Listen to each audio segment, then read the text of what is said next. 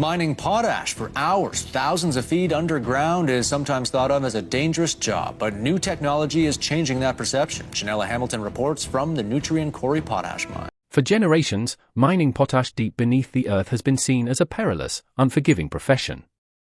Thousands of feet underground, workers carved out minerals in dangerous conditions, their labor fueling agriculture across continents. But today, that perception is rapidly changing. New technologies are rewriting the story of what it means to mine potash, replacing danger with precision and sweat with systems.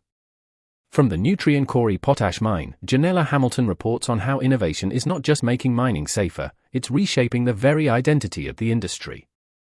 Before the clock could even strike midnight on a new month, the world's markets were jolted awake. With no press conference, no briefing, not even a whisper of warning, President Donald Trump fired off a single tweet: steel import tariffs would double to 50% and goods from Canada would soon face a crushing 35% levy. It was not policy debated, it was policy declared. In an instant, a digital message unleashed a global economic tremor, landing hardest on America's long-standing ally to the north. Ottawa did not shout back. Prime Minister Mark Carney stood before cameras only briefly, delivering a statement as calm as it was firm: Canada will not accept a conditional friendship. No theatrics, no emotional volleys, just a measured promise that Canada's answer would be built on strategy, not slogans. While Washington turned to pressure, Ottawa turned to patience, quietly preparing a plan that would protect the nation's economy without igniting a destructive war of words. Carney understood one truth: Canada's economy, long tethered to the United States, could no longer rely on a partner whose policies shifted with each political wind. So instead of clinging to an unstable alliance, he began drafting an independent course. Trade routes were revitalized with Europe. Partnerships were strengthened with Asia. New bilateral deals were struck with India and Japan. And in every document, one striking detail stood out: no mention of the United States. For the first time in decades, Canada was redrawing its trade map with itself at the center. At the same time, Ottawa invested heavily in the backbone of a new economy. Quebec's ports expanded to handle transatlantic cargo. Railway stitched industrial hubs to export gateways. Hydro-Quebec was elevated as the clean, reliable power source energizing the supply chains of the future. Carney did not build confrontation, he built options. Europe no longer saw Canada as merely an extension of the American market, but as a partner in its own right. Asia, too, began to view Ottawa as a stable alternative, one unshaken by Washington's unpredictable moods. Trade is not just numbers, it is trust. And when one partner proves erratic while another delivers consistency, the choice is obvious. As Trump escalated threats and declared, "America will not forgive those who betray it," markets reacted violently. The US dollar collapsed by 20% within days. Investors who once sought safety in Wall Street began fleeing, their capital searching for calm waters. Allies who had long remained silent started rearranging their supply chains. They were not abandoning American power, they were abandoning American unpredictability. While Washington relied on shock and spectacle, Canada's moves were almost invisible to the casual observer. Quiet agreements with Europe, Japan, South Korea, and India accumulated like bricks, slowly forming the foundation of a new trade order. Canada was no longer content to be America's shadow. Instead, it positioned itself as a measured, dependable destination, an economy where trust was as valuable as resources.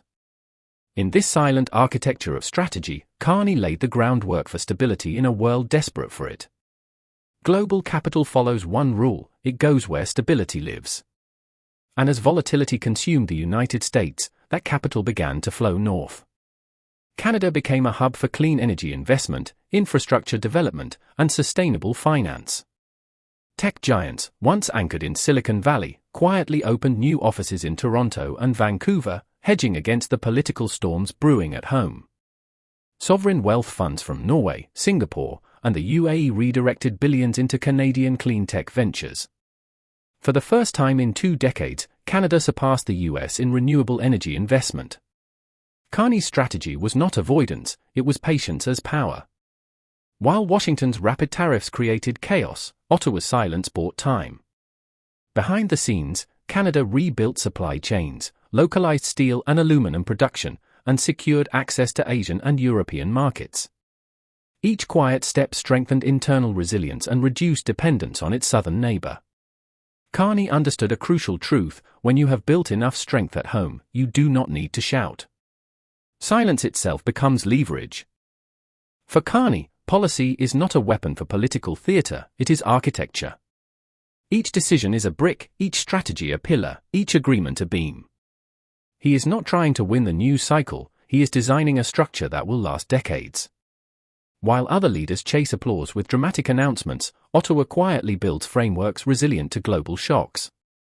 It is not about dazzling speeches or fiery debates, it is about the slow, deliberate act of creating stability in a volatile century. And in that silence, Canada is crafting something stronger than spectacle: endurance.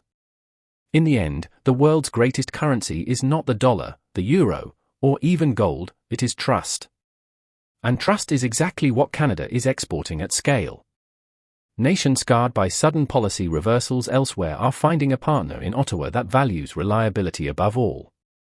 Investors discover that long-term plans made in Canada are not overturned overnight. Governments recognize that agreements signed in Ottawa will be honored without disruption. And citizens, perhaps for the first time in years, feel a future being built on something solid.